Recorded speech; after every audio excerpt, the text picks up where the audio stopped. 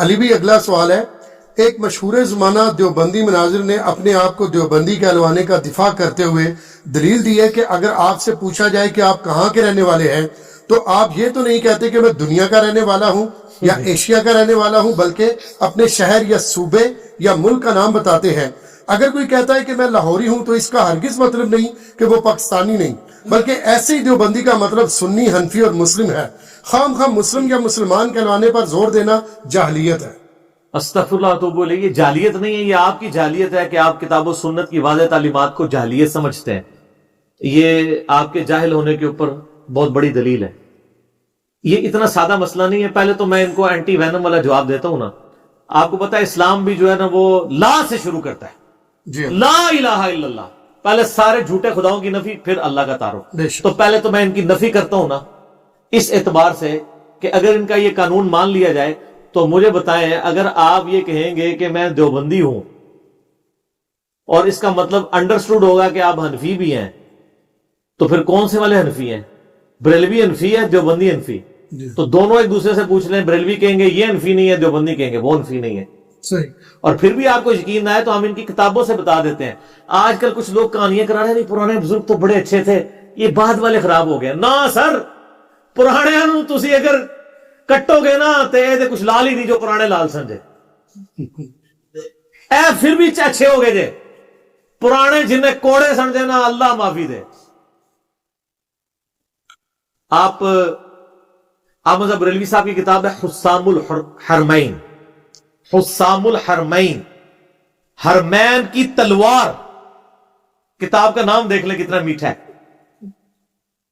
یہ امام بریلوی صاحب کی کتاب ہے، 1905 کے اندر انہوں نے لکھی ہے، جس پہ انہوں نے 5 کفر کے فتوے لگائے ہیں۔ ایک احمد بریلوی صاحب نے لگایا فتویٰ غلام احمد قادیانی پہ، اور 4 علماء دیوبند پہ، اور اینڈ پہ جا کے انہوں نے بالکل اس کو کنکلوڈ کرتے ہوئے لکھا کہ یہ جتنے فرقے ہیں دیوبند کے، جتنے یہ بزرگ ہیں، یہ سب کے سب مرتد اور واجب القتل، اور اس پہ اجماع ہے، اجماع کا بھی دعویٰ کر دیا۔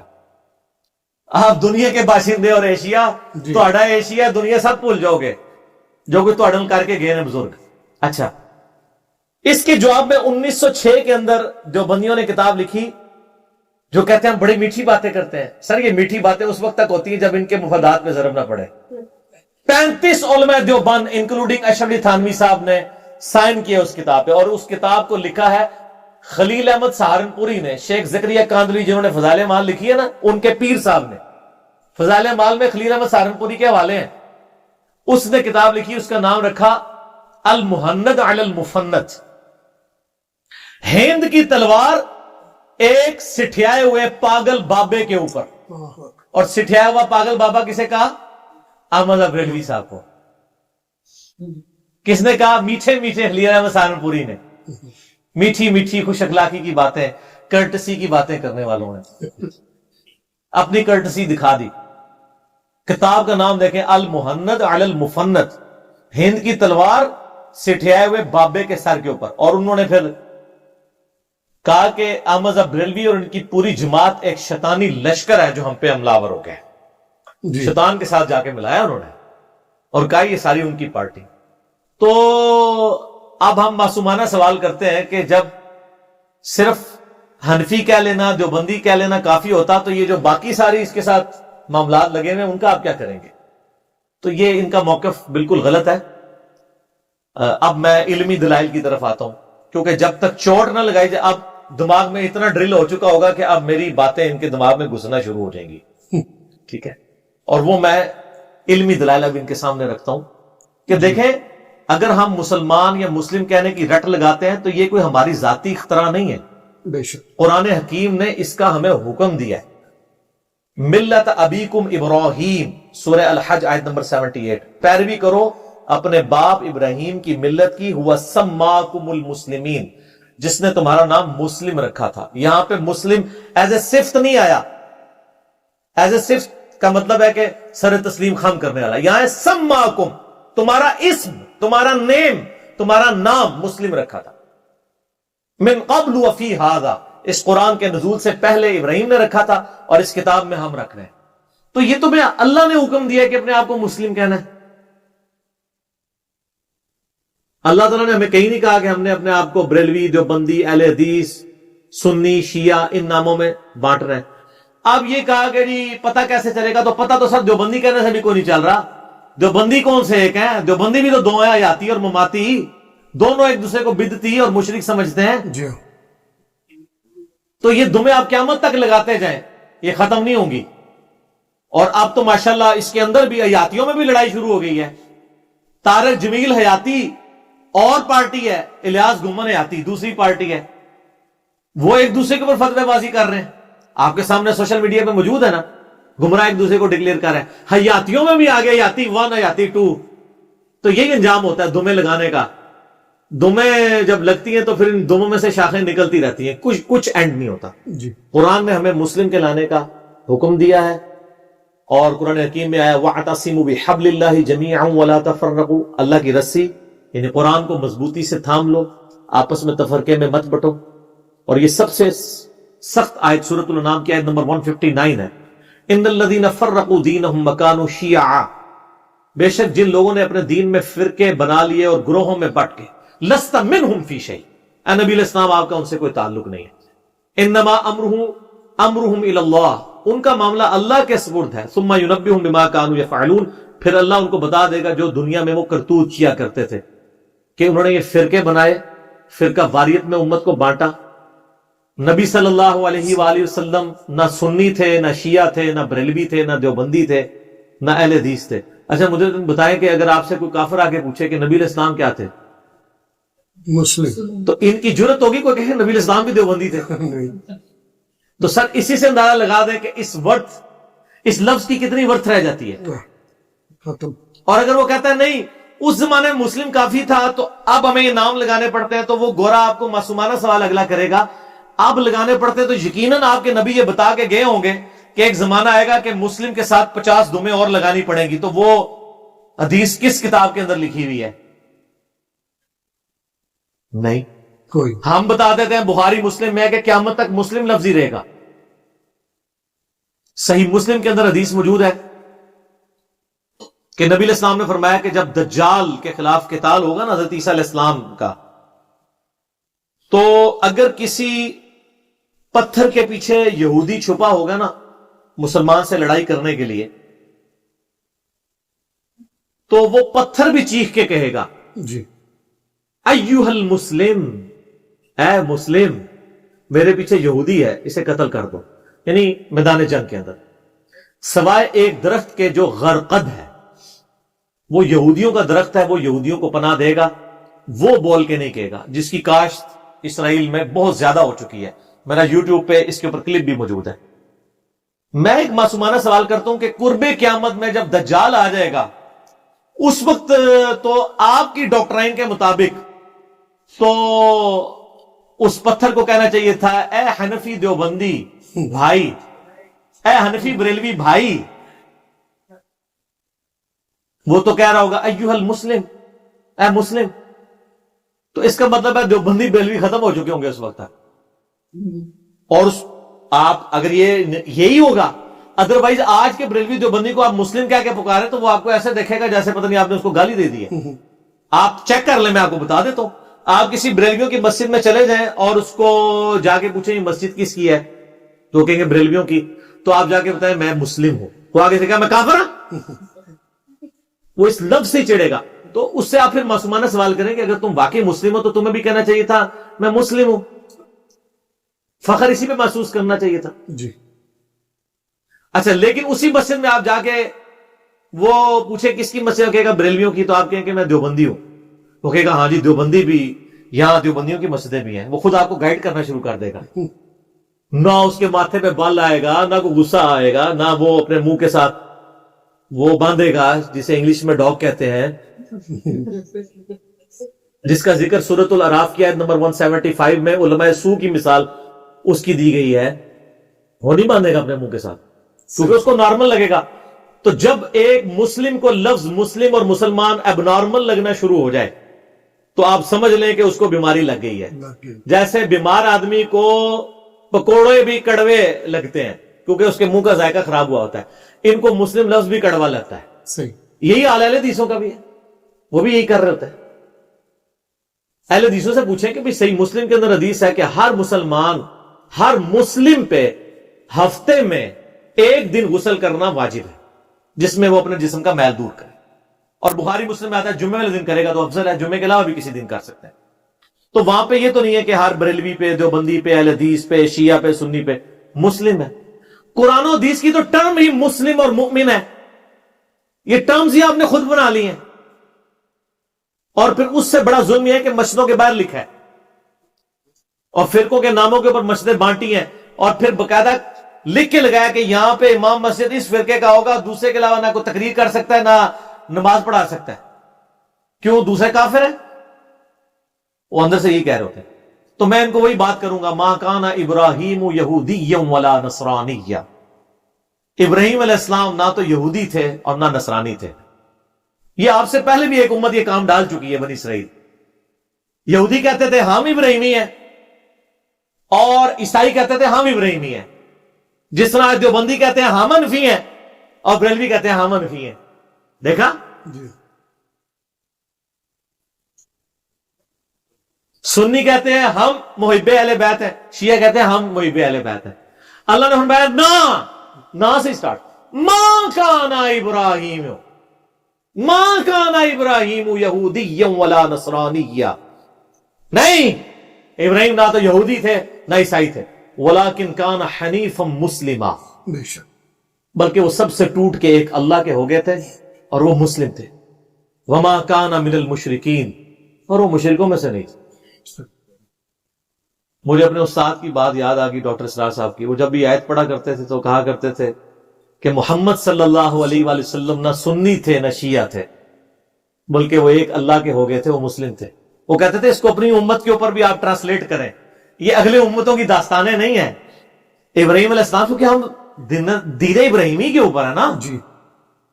نبی علیہ السلام کو اللہ تعالیٰ نے دین ابراہیم کی طرف گائیڈ کیا نا. قل اننی ہدانی ربی الی صراط مستقیم, اے نبی فرما دو میرے رب نے تو مجھے سیدھا راستہ دکھا دیا ہے. دین قیما ملت ابراہیم حنیفا, یہ دین جو سیدھا ہے اور قائم ہے ابراہیم کی ملت کے اوپر, جو سب سے ٹوٹ کے ایک اللہ کے ہو گئے تھے. وما کان من المشرکین, اور مشرک نہیں تھے. قل ان صلاتی ونسکی ومحیای ومماتی للہ رب العالمین, اے نبی الاسلام فرما دیجئے بے شک میری نماز, میری قربانی, میرا جینا, میرا مرنا سب کچھ اللہ کے لیے. بے شک. وَبِذَلِكَ أُمِرْتُ, اور مجھے اسی بات کا حکم دیا گیا. وَأَنَا أَوَّلُ الْمُسْلِمِينَ, کہ سب سے پہلے مسلم سر تسلیم خم کرنے والا میں بنوں. سب سے پہلا دیوبندی, بریلوی, اہل حدیث, شیعہ میں بنوں, یہ نہیں ہے. تو کرنے دیں ان کو, یہ جعلیت سمجھتے ہیں, ان کی جعلیت کھلے گی. 14واں پارہ سٹارٹ اس سے ہوتا ہے. انشاءاللہ. ربما یود الذین کفروا لو کانوا مسلمین, ایک وقت آئے گا کہ کافر تمنا کریں گے کاش ہم دنیا میں مسلم ہوتے. یہ تو کہتے ہیں نا, یہ تمنا کریں گے کاش ہم دیوبندی, بریلوی, اہل حدیث, شیعہ ہوتے. اللہ کہہ رہا ہے ایک وقت آئے گا قیامت کے دن تم کہو گے میں مسلم ہوتا. تو سر اس دن سے پہلے نا آپ ہمارے ساتھ ہمنوا بن کے جھوم کے کہہ دیں کیا, نہ میں وابی, نہ میں وابی, نہ میں بابی, میں ہوں مسلم علمی کتابی. مسلم نام سے کیوں چڑھتے ہیں؟ اگر آپ کہتے نہیں میں مسلم ہوں تو آپ کو چڑھنا نہیں چاہیے. تو یہ آپ مثالیں دینی کہ جی آپ سے کوئی پوچھے تو آپ جناب یہ تو نہیں کہتے میں اس دنیا کا باشندہ ہوں, بلکہ اپنے شہر کا نام بتاتے ہیں. سر یہ تو معاملہ ہی اور ہے. یہاں تو نبی علیہ السلام نے, اللہ تعالیٰ نے حکم دیا ہے کہ اپنے آپ کو مسلمان کہنا ہے. بے شک. تو کیا آپ نبی علیہ السلام کو اور اللہ تعالیٰ کو یہ بتانا چاہ رہے ہیں؟ اور آپ نے جو اپنی دمیں لگائی ہیں بتائیں ان کی دلائل کہاں ہیں کتاب و سنت میں, کہ جب یہ ہوگا تو یہ کر لینا, جب یہ ہوگا تو یہ ایک اور دم لگا لینا, جب اس دم کے بھی آگے 2 دمیں بنے پھر ایک اور دم لگا دینا. اہل حدیث کو بڑی اکڑ تھی نا کہ ہم جی اہل حدیث ہیں, دیکھیں اللہ تعالیٰ نے ان کے ساتھ کیا کیا ہے. سنبھالے ہی نہیں جا رہے, اتنے ٹکڑے ہو گئے ہیں. غربا اہل حدیث, مدخلی اہل حدیث, سلفی اہل حدیث, غیر مقلد اہل حدیث اور مقلد اہل حدیث. اور پھر پاکستان میں جو جماعتیں بن چکی ہیں وہ ویسے کہتے نہیں فروئی اختلاف ہے. فروئی اختلاف ہو تو ایک جماعت دوسرے سے مسجد چھین لے, نہیں. فروئی اختلاف ہو تو مطلب ہے کوئی فرق نہیں پڑتا. تو جہاں مسجد چھینی جا رہی ہو, امام مسجدوں کی پٹائی کی جا رہی ہو, مسجد پہ اسلحے کے زور سے قبضہ کیا جا رہا ہو, تو مطلب کیا ہے کہ اس کو گمراہ سمجھتے ہیں. جی ہاں. آپ کو کہانی ضرور کرائی ہوئی ہے کہ نہیں سارے مسلمان بھائی ہمارے, بس توحید سب ہماری ایک ہے. کچھ بھی نہیں سر. جب تک قربانی کی کھالیں ایک نہیں ہوں گی نا, فطرانے ایک نہیں ہوں گے, چندہ بک ایک نہیں ہوگی, آپ کبھی بھی ایک نہیں ہوں گے. جی ہاں. اللہ پرنٹنگ پریس کی ہوں گی آپ ابھی دیکھ جو بندی بریلوی کو ایک کرنا ہے نا ان کی چندہ بک ایک کر دیں تو لڑائی نہیں ہوگی. کہاں سے لڑائی ہوگی؟ چندہ بک لا دیں. یہ ویسے میں ویسے بتا رہا ہوں یہ محال ہے. یہ اسی طریقے سے ہے کہ وہ پہلی جنگ عظیم میں یعنی وہ جب مشورہ ہو رہا تھا نا کہ وہ جاپان کے جہاز اور کشتیاں جو ہیں وہ یعنی سمندر سے حملہ آور ہو جاتے ہیں تو امریکنز نے اور برٹش نے جب یہ مشورہ یعنی برٹش نے کیا مشورہ تو ادھر مشورے میں یہ بات بھی سامنے آئی کہ اس کا بڑا آسان سا حل ہے کہ آپ سمندروں کا پانی خشک کر دیں. یہ سر ہمارے کورس میں پڑھایا جاتا ہے پروجیکٹ مینجمنٹ میں اور کہا جاتا ہے کہ اس طرح کے جو مشورے ہیں نا ان کو پھینکنا نہیں چاہیے. بعض اوقات بہت کام کی بات بھی نکل آتی ہے کیونکہ اگر آپ یہ مشورہ بھی کنسیڈر کریں گے نا تو آپ کے پاس ایک آپشن آ جائے گا. اگرچہ یہ امپاسبل ہے لیکن واقعی اگر دنیا کے سمندروں کا پانی خشک ہو جائے تو اب دوزوں سے جاپان کی اب دوزوں سے جہازوں سے خطرہ ہی نہیں رہے گا. اگرچہ یہ امپاسبل ہے. کچھ چیزیں آپ دیکھیں سائنس اور فکشن کے اندر شروع میں ایک بنائی گئی کہ ایسا پاسبل ہو جائے کہ اڑنے والی کار ہو تو سر دبئی میں اڑ رہی ہیں نا کاریں پاسبل کر ہی لیا نا. اس وقت تو لوگ اسی طرح ہنسے ہوں گے جس طرح ہم ہنسے ہیں اس کے اوپر. تو وقت کے ساتھ چیزیں لیکن آپشن تو موجود ہے. تو یہ اسی لیول کا آپشن ہے کہ آپ چندہ بک ایک کر دیں سمندروں کا پانی خشک کر دیں آپ دوزیں نہیں آئیں گی. چندہ بک ایک کر دیں پھر کباری ختم ہو جائے گی. یہ دوسرا حال ہے کہ لوگوں کو ایجوکیٹ کریں کہ آپ کے ساتھ پوری نیک نیتی کے ساتھ آپ کے بزرگوں نے بہت بڑے لیول کی زیادتی کی ہے اور لوگوں کو بتائیں کہ ان کے ساتھ یہ کیا معاملات. تو یہ دنیاوی مثالیں دے کے اس طرح کی کہانیاں کرا کے وہ چیزیں ثابت کرنا یہ خود ثبوت ہوتا ہے کہ ان کے پاس قرآن و سنت کی کوئی دلیل نہیں ہے. قرآن و سنت ہوتا تو اس طرح کی باتیں کرتے. یہ ساری کہانیاں منطقی باتیں اس لیے کر رہے ہوتے ہیں کہ کتاب و سنت میں ان کے پاس دلیل نہیں ہوتی. کتاب و سنت میں ہو تو پہلے قرآن کی آیت اور حدیث پیش کریں وہ تو پتہ ان کے خلاف ہے. تو اس طرح کی جو یہ کہانیاں کراتے ہیں اس طرح کی بہت ساری کہانیاں آپ کو کافر بھی کروا لیتے ہیں. میں ان کو کچھ کہانیاں بتا دیتا ہوں. عیسائی مشنریز جو ہیں وہ آگے مسلمانوں سے سوال کرتے ہیں بتاؤ تمہارے نبی علیہ السلام فوت ہو گئے ہیں. مسلمان کہتے ہیں ہاں جی فوت ہو گئے ہیں. قبر کدھر ہے؟ مدینہ شریف میں. اچھا بتاؤ ہمارے نبی فوت ہوئے ہیں؟ کہتے ہیں نہیں آپ کے نبی تو زندہ ہے. کدھر ہے جی؟ وہ کہتے ہیں آسمانوں پہ. تو کہتے ہیں بتاؤ جو مر گیا وہ افضل ہے جو زندہ ہے وہ افضل ہے؟ ہائے ہائے ہائے ہائے ہائے دنیا کا باشندہ تو ایشیا کا باشندہ اہل اسمال. وہ کہتے ہیں یہ بتاؤ تمہارے نبی کی والدہ کا نام کیا ہے؟ کہتے ہیں ہم کہتے ہیں سیدہ آمنہ. والد کا نام عبداللہ.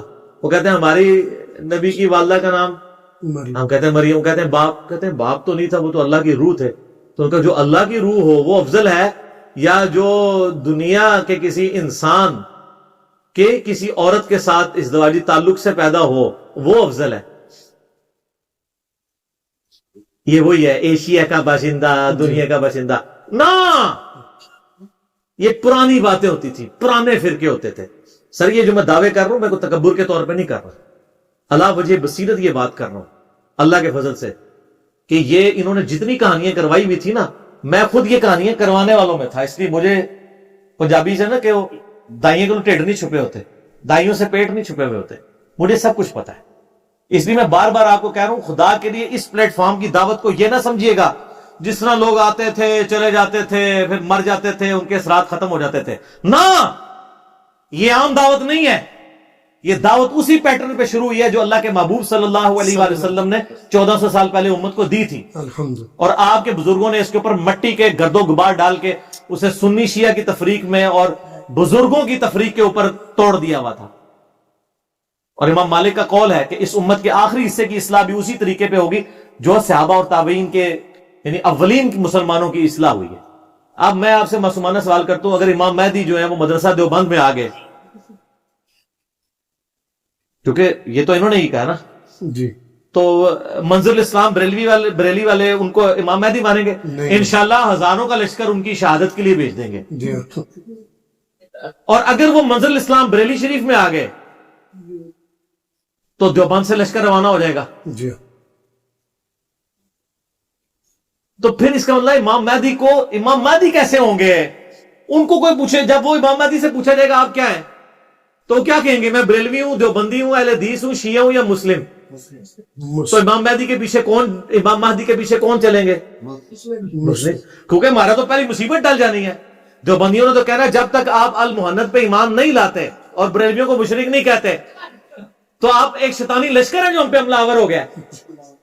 اور بریلویوں نے کہنا ہے جب تک آپ اسام الحرمین کو نہیں مانتے اور علماء دیوبند کو کافر ڈکلیئر اور واجب القتل اور مرتد ڈکلیئر نہیں کرتے تو آپ تو گمراہ ہیں. وقت پہ جانا امام مہدی نو نہیں پے گا انشاءاللہ سر. ادو تک فرقے رہنے کو نہیں اے ہونی تسی دیکھ لو کسی کمنے پہ نے ایک بندہ غریب آدمی صرف سموسا اور دودھ پتی پلانا ہے لوگوں کو اور پوری دنیا کسی مسجد میں چلے جائیں. میرا یہ چیلنج ہے سر, یہ کوئی متکبرانہ نہیں, کیونکہ اس کے اگینسٹ نہ میں نے چندہ بک ڈیمانڈ کرنی ہے, نہ بیعت لینی ہے, نہ اپنے ہاتھ چموانے ہیں. میں عاجزی کے ساتھ یہ بات کر رہا ہوں, دنیا کی کسی مسجد میں چلے جائیں اور اگر کوئی اردو سپیکنگ بیٹھا ہے اس سے پوچھیں انجینئر محمد علی مرزا کو جانتے ہیں؟ اگر نہ جانتا ہو تو مجھے دنیا کی اس مسجد کا نام ذرا بتا دیجیے گا, اچھا یا برا یہ الگ ہے, میں نہیں کہتا اچھائی کے ساتھ. انڈیا کی مسجدوں میں جمعے پڑھائے جا رہے ہیں, نیپال میں, بھوٹان میں مصیبت پڑ گئی ہے. اور بلکہ بغل دن بندے کمنٹس کیے تھے کہ علماء کو پڑھنے ڈال دیے. پہلے تو علماء جو مرضی بیان کر جاتے تھے, اب لوگ سنتے ہیں یار یہ کیا بیان کی کہانی ہے, رانگ نمبر پی کے لوگوں نے. اب میں بتاؤں ان کی ویڈیوز کے نیچے لکھا ہوتا ہے کہانیاں, پہلے لکھا ہوتا تھا سبحان اللہ, اب لکھا ہوتا ہے کہانی. ٹھیک ہے, دونوں لکھا کریں سبحان اللہ اور آگے لکھا کریں کہانی. سبحان اللہ کے غلطیوں سے صرف پاک اللہ ہے, یہ فل غلطی کر رہا ہے اس لیے کہانی لکھ رہے ہیں تاکہ آپ کو سبحان اللہ کی نیکیاں تو ملے. تو اس لیے میں بار بار کہہ رہا ہوں کہ اس دعوت کو یہ نہ سمجھیے گا کہ یہ عام دعوت ہے, عام دعوت نہیں ہے. یہ اللہ کے محبوب صلی اللہ علیہ وآلہ وسلم کی سچی دعوت ہے, اور اس کے خلاف جو بھی کھڑا ہوگا وہ اللہ اور اس کے رسول کے خلاف کھڑا ہو رہا ہوگا. کیونکہ یہ کتابیں میں نے گھر بیٹھ کے نہیں بنائی ہیں, یہ آپ کے مدرسوں میں پڑھائی جاتی تھی, پڑھائی کی جاتی تھی, پڑھی ہوتی تھی, پڑھی ہوئی نہیں ہوتی تھی, آپ کے شوکیسوں میں رکھی تھی, ہم نے نکال کے پبلک کے سامنے رکھ دی ہے, اور کہانیاں ان کی پکڑی گئی ہیں. جن واقعات کو سن کے لوگ پہلے سبحان اللہ اور بڑا جناب وجد میں آ جایا کرتے تھے, اب وہ سن کے کہتے ہیں یار کتنا بڑا جھوٹا انسان ہے, اس شکل کے ساتھ یہ جھوٹ بول رہا ہے, جب ہم نے ان واقعات کی انجینئرنگ کی ہے. حصول برکت کے لیے عرض کر دیتے ہیں, بڑی دفعہ عرض کیا ہے. انہوں نے کہانی کرائی تھی کہ سیدنا ابوبکر صدیق رضی اللہ تعالیٰ عنہ علیہ السلام نے وصیت کی تھی مولا علی کو کہ جب میں مر جاؤں تو میری لاش کو قبر رسول کے سامنے جا کے رکھنا. یہ بریلوی اور دیوبندی دونوں بیان کرتے ہیں, دونوں صوفیاں ہیں ذرا. تو جا کے وہاں رکھا, اندر سے آواز آئی قبر مبارک سے, حبیب کو حبیب سے ملا دو, اور وہ پورا پھر نقشہ کھینچتے ہیں کہ جی تالا کھلا, پھر کنڈی کھلی, پھر دروازہ کھلا. جب اتنا کام ہو گیا تھا پھر حضرت بکر صدیق کو دفنانے کی ضرورت نہیں تھی, آپ اس کے آگے ایڈ کرتے. پھر قبر کھدی, پھر وہ میت اٹھی, قبر میں گئی, مٹی ڈلی, خود بخود تیار ہو گئی. جب اتنے مشکل کام ہو گئے تھے کہ تھوڑے سے بھی ہو جاتے ساتھ, تو میں نے کہا نہ, یہ نہ سیکھا. اللہ تعالیٰ نے سارے فرسودہ خیالات پہ کہا لا اقسم بیوم القیامہ. اس کا ترجمہ پتہ کیا ہے؟ نہیں, اقسم بیوم القیامہ, میں قسم کھاتا ہوں کہ قیامت ہوگی. لیکن ہم اس کا ترجمہ پتہ کیا کرتے ہیں؟ میں قسم کھاتا ہوں کہ قیامت ہوگی. وہ لا کا ترجمہ اسے نہیں کرتے کہ وہ امپلائیڈ ہے کہ لا سے مراد تم جو کچھ کہہ رہے ہو وہ نہیں, اقسمو میں قسم کھاتا ہوں. ورنہ لا اقسمو کا لفظی ترجمہ ہے نہیں میں قسم کھاتا, تو قسم تو کھا رہا ہے. نہیں ان کو کہا جا رہا ہے, نہیں غلط, اقسم بیوم القیامہ, میں قسم کھاتا ہوں قیامت ہوگی. تو ادھر میں کہتا ہوں نہ. صحیح بخاری میں حدیث کھول کے دیکھو, سیدنا عمر کی شہادت کے چیپٹر میں 3700 نمبر حدیث ہے, 6-7 صفحوں کی پورا ڈیٹیل واقعہ ہے کہ سیدنا عمر کو جب زخم لگا, اس کے کئی ایک طریقے ہیں صحیح بخاری کے اندر, تو انہوں نے اپنے بیٹے عبداللہ بن عمر کو کہا کہ بیٹا ام المؤمنین سیدہ عائشہ کے پاس جاؤ اور ان سے کہنا کہ عمر بن خطاب نے سلام بھیجا ہے, یہ نہ کہنا کہ امیر المومنین نے بھیجا ہے, آئی ایم نو مور امیر المومنین. یہ نہ ہو سیدہ عائشہ اس کو امیر المومنین کی اطاعت سمجھ لیں, میں اب عمر بن خطاب ہوں. یہ 6 رکنی کمیٹی علی, عثمان, طلحہ, زبیر, عبد الرحمن بن عوف, سعد بن ابی وقاص کی بنا دی ہے, میں دستبردار ہوں. کہنا کہ عمر نے بھیجا ہے اور وہ چاہتا ہے کہ اپنے 2 ساتھیوں کے ساتھ دفن ہو جائے. اس جنت کے ٹکڑے میں جو بخاری مسلم میں حدیث ہے کہ میرے گھر سے میرے ممبر تک جنت کا ٹکڑا ہے. اور امام بخاری کے قربان جاؤں، انہوں نے اس پہ باب پتہ کیا باندھا ہے؟ قبر رسول سے ممبر رسول جنت کا ٹکڑا ہے. قبر رسول سے چیڑنا کوئی کھائے، وہ عام قبر نہیں ہے. بے شک. سنن دارمی میں صحیح سند کے ساتھ حدیث ہے کہ روزانہ 70,000 فرشتے قبر رسول پہ سلام عرض کرتے ہیں صبح کے وقت، اور 70,000 شام کے وقت، جن کی ایک بار باری آئی قیامت تک دوبارہ نہیں آئے گی. اللہ اکبر. یہ تو مسلمان کی خوش نصیبی ہے کہ روزہ شریف پہ سلام عرض کر لیتا ہے بار بار، نماز میں بھی پڑھ لیتا ہے السلام علیکم ایھا النبی. اللہم صلی علی. تو عمر اپنے 2 ساتھیوں کے ساتھ دفن ہونا چاہتا ہے، تو سیدہ عائشہ نے کہا کہ میں نے تو جگہ اپنے لیے رکھی تھی، لیکن آج میں عمر کو اپنے پہ ترجیح دیتی. عبداللہ بن عمر آئے، کہا ابا جی خوشخبری آپ کے لیے، اماں نے اجازت دے دی ہے. تو سیدنا عمر نے کہا اللہ کی قسم، میرے لیے اپنی زندگی میں اس سے بڑھ کے کوئی سعادت نہیں تھی کہ میں نبی علیہ السلام کے ساتھ دفن ہوتا. اور آپ دیکھیں صحیح بخاری میں حدیث ہے، حضرت عمر دعا کیا کرتے تھے، اے اللہ مجھے مدینے میں موت دینا اور شہادت کی موت دینا. اللہ نے دونوں دعائیں قبول کی ہیں، کیونکہ صحیح مسلم میں حدیث ہے جو مدینے میں مرے گا، نبی علیہ السلام فرمایا، جامع ترمذی میں بھی موجود ہے، مدینے میں موت مانگو، جو مدینے میں مرے گا، مدینے کے مصائب پہ صبر کرے گا، میں اس کا شفیع بنوں گا قیامت والے دن. حضرت عمر کے لیے یہ دعائیں قبول ہو گئی. اچھا پھر کہا کہ میرے بیٹے جب میں مر جاؤں نا، ایک دفعہ پھر اماں عائشہ سے اجازت لے لینا، ہو سکتا ہے انہوں نے میرے روب کی وجہ سے اجازت دی ہو. میرے مرنے کے بعد ایک دفعہ پھر اماں عائشہ کے پاس جانا. اگر انہوں نے اجازت دے دی، حالانکہ اجازت لے چکے ہیں ایک دفعہ، تو پھر مجھے روزہ شریف میں نبی علیہ السلام کے ساتھ دفن کرنا، ادروائز مجھے مسلمانوں کے قبرستان میں دفن کرنا. میں معصومانہ سوال کرتا ہوں کہ حضرت ابوبکر صدیق رضی اللہ تعالیٰ عنہ کا یہ منظر صحابہ نے دیکھا ہوا تھا. حضرت عمر بھی کہہ دیتے کہ میری میت بھی لے جانا، جس طرح ابوبکر کے لیے دروازہ کھلا تھا میرے لیے بھی کھل جائے گا، میں بھی تو حضور کا پکا یار ہوں. پکی ہے کہ نہیں؟ اینٹی وینم الزامی جواب. پریسیڈنٹ سیٹ تھا نا، دوسری بار کھلنا تو کوئی مسئلہ نہیں تھا، ایک بار کھلا ہو تو بندے کو یقین بھی ہوتا ہے کہ یار پہلے بھی کھلا تھا. اور ابوبکر عمر دونوں پکے یار ہیں، یہ نہ کہ یہ کہا کہ ایک کچا ہے. ہاں بخاری مسلم دونوں میں حدیث ہے. ابن عباس کہتے ہیں کہ سیدنا عمر کی میت رکھی ہوئی تھی، اور ایک شخص میرے پیچھے آ کے کھڑا ہو کے میرے کندھے پہ یوں کون ہی رکھتا ہے اور کہتا ہے کہ اللہ تجھ پہ رحم کرے اے عمر ابن خطاب، اللہ کی قسم تو روئے عرض میں ان بندوں میں شامل تھا کہ میری خواہش تھی کہ میں تیرے اعمال کے ساتھ اللہ کے حضور پیش ہوتا.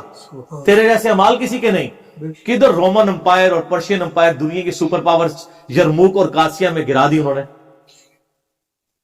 اور پھر کہا کہ مجھے امید تھی کہ تم اپنے 2 ساتھیوں سے جا ملو گے، رسول اللہ اور ابو بکر کے ساتھ صلی اللہ علیہ وآلہ وسلم رضی اللہ عنہ، کیونکہ میں نے بارہا نبی علیہ السلام سے سنا تھا، میں ابو بکر اور عمر داخل ہوئے، میں ابو بکر اور عمر نے یہ کیا، میں ابو بکر اور عمر نے اس کی تصدیق کی، میں ابو بکر اور عمر یہ کہتے ہیں. یعنی نبی علیہ السلام اپنے ساتھ دونوں یاروں کا ذکر کرتے تھے. تو اگر ایک یار کے لیے کنڈی کھلی، تالا کھلا، تو دوسرے یار کے لیے نہیں تھا کھلنا. اور مجھے امید تھی تم اپنے 2 ساتھیوں سے جا ملو گے. ابن عباس کہتے ہیں میں نے مڑ کے دیکھا تو وہ سیدنا علی تھے جو حضرت عمر کے لیے تاریخی کلمات بول رہے تھے. تو کچی یاری اور پکی یاری وہ کہانیاں ہیں بھائی. لویٹو اپنے اپنے فرقے، ہوں تے 40واں بھی ٹائم لنگ گیا، ہوں برسیاں منایا کرو اپنے فرقیاں دی.